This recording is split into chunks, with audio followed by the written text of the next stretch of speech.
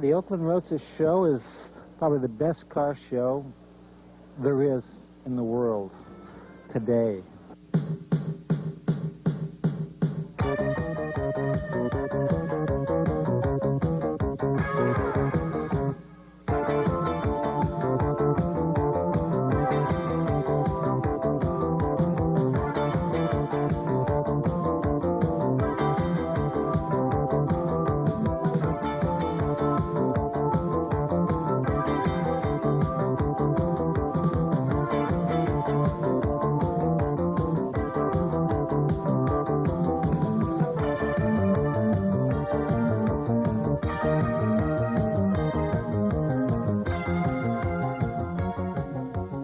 The Oakland Roadster show has gone through a transition that is unbelievable. When we first started, there were 30 cars, very modest, very high-quality cars. But now, who would have ever dreamed that it would have grown to the diversity that it has today and the technology? There was no way that one could ever envision that this would happen. But you know, we see trends here now.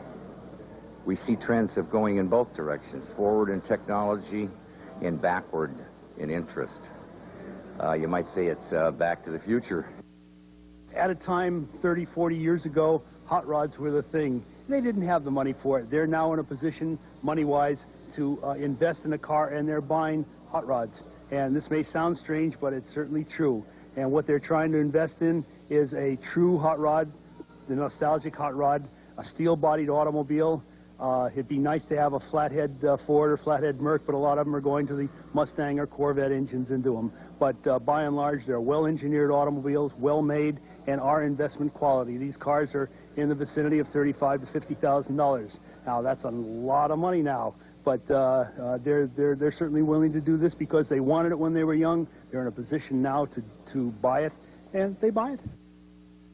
I'm 49 years old. I did this when I was in high school. Now I'm coming back to it. I don't have a street rod now, but that's one of the reasons I'm here. I'm looking around. I've seen a couple that are for sale. I don't know. I might buy one. Because I'm a professor of art at an art school, and I come and look at this as sculpture. Yeah, so it's real inspiring to me for that reason. It's amazing to see the technology and how far the cars have come, how perfect they're looking, and all the technical. You know, it seems like high tech has gotten to street rods. You know, it's really they're really looking powerful. You know, and it's coming back around. After a while, you came for a few years, you'd see the same old thing, and now it's like, wow, where have I been? You know, did I miss 10 years? I'm here because this is my first year here, and I like looking at these cherry mobiles. You know.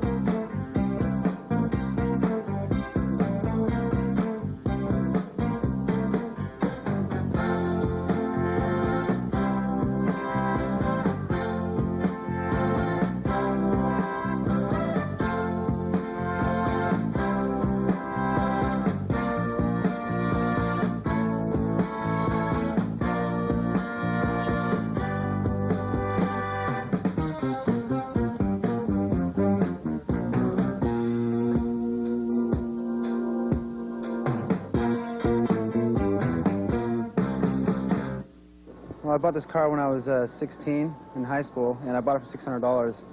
And I restored the whole car pretty much to original stock. And I replaced everything, every body part on the car except for the roof and quarter panels. Everything else is all brand new. I took the whole car down to the last nut and bolt, painted the frame and everything. I have about a year into the paint job. I worked every weekend on the car except for 2 weekends that I skipped because it was raining. I put in about $15,000 into the car. I can't really put a value on it. It'd be pretty tough for me to sell it, even if somebody offered me more than it's worth, because it, you know, it's kind of special to me. It was my first car and everything, and I restored it all myself. I could never get another car. I think that it was just perfect since I did everything, you know, myself the way I wanted it.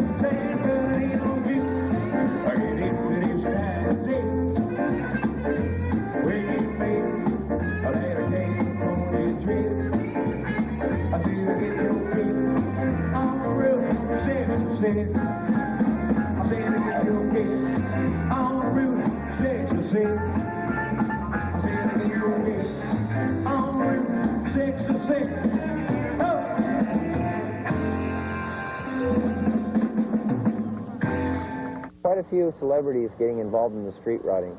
This here car happens to belong to Reggie Jackson.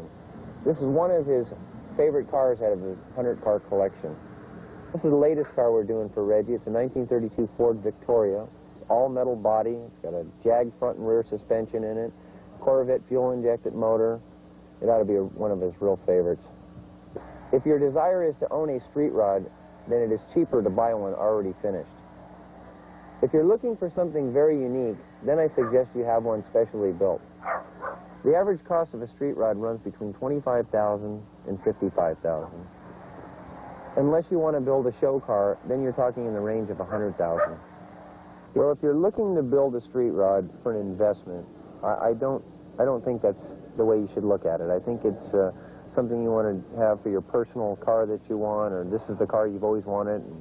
As far as return, yes, maybe you can get your investment back, maybe not. It's tough to say. There could be the right person may walk up to you and say, I've got to own that car, and price is no object. And that does happen.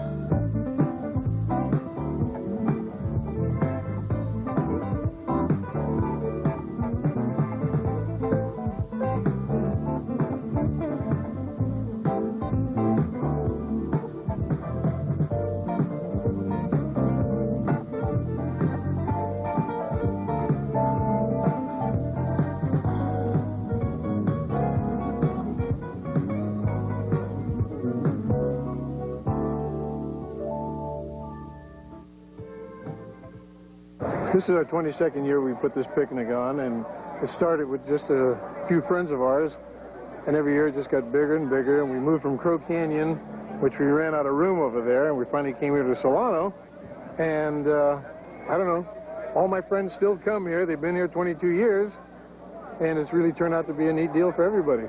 We don't give any trophies out or anything, and everybody that comes here is equal. So, I mean, whether you got a shit box or the nicest car here, everybody leaves and they're all happy. That's why it's been so successful. Probably had the most cars we've ever had. I would say probably around 1,400 cars. Probably this is the biggest one-day event anywhere in the United States. Most of them go on for 3 and 4 days. So to get this many people, it's unreal.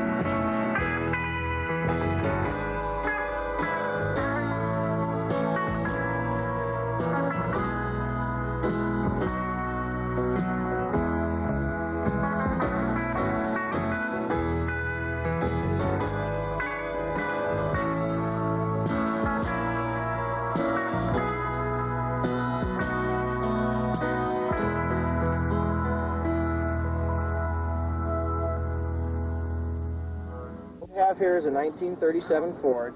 Attached to it's a 1946 teardrop travel trailer. It's a combination paint scheme and everything. The car itself has a little Buick V6 engine in it. Gets about 26 miles to a gallon, which helps out on the long distance traveling. It's got a late model Nova rear end. My investment is probably about $12,000, which isn't too bad. If it ever sold, my wife would probably want to go with it. She's told me that several times. This car is a 1933 Ford Roadster. I purchased it about 4 years ago and have just refinished it for the second time. There's been 3 tops on the car. Mr. Al Cooper of Orange County has just finished this top. Terry Finch has just painted the car and totally redone the whole car, I should say. And I picked it up about 3 weeks ago. When I bought this car, it looked almost just like this. It was the same color. I changed the pinstriping. I chopped it 1 3/4 inches. This car is all metal, so I've cut nothing, of course, there. I've had the dash just machined up in Crestline. I have VDO gauges. There's a Jaguar rear end. I would value the car to whatever I can get out of it. That would be my honest answer to you.